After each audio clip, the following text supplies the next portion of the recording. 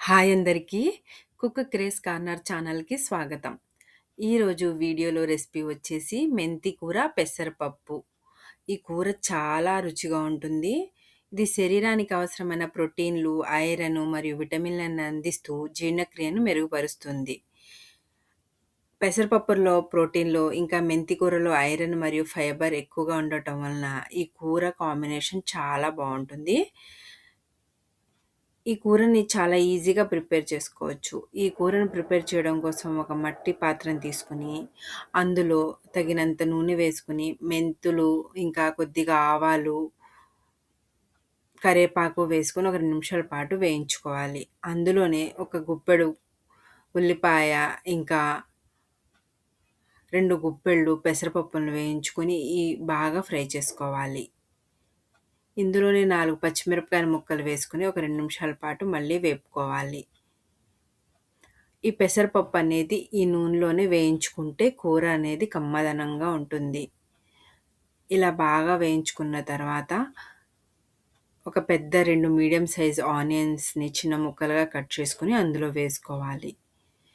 ఇలా ఉల్లిపాయలను వేసుకోవడం వలన మెంతి కూరలోని చేదు అనేది బాగా తగ్గుతుంది. ఇలా తగ్గటం వలన పిల్లలు కూడా చాలా ఇష్టంగా తింటారు.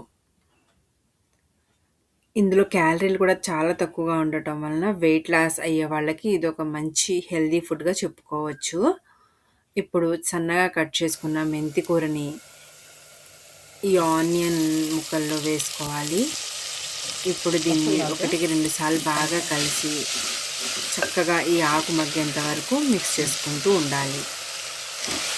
ఈ ఆకు మగ్గటం కోసం మూత మూసుకొని ఒక 5 నిమిషాల పాటు అలా ఉంచేస్తే మెంతి కూర అనేది బాగా మగ్గిపోతుంది. ఈ మెంతి కూర మగ్గటం అనేది చాలా సాఫ్ట్‌గా అయిపోతుంది. కుక్కర్స్‌లో వేసుకోవడం కూడా చాలా అనవసరం. చాలా ఈజీగానే మగ్గిపోతుంది. చూస్తే మీకు తెలిసిపోతుంది మెంతి కూర అనేది బాగా మగ్గిపోయింది.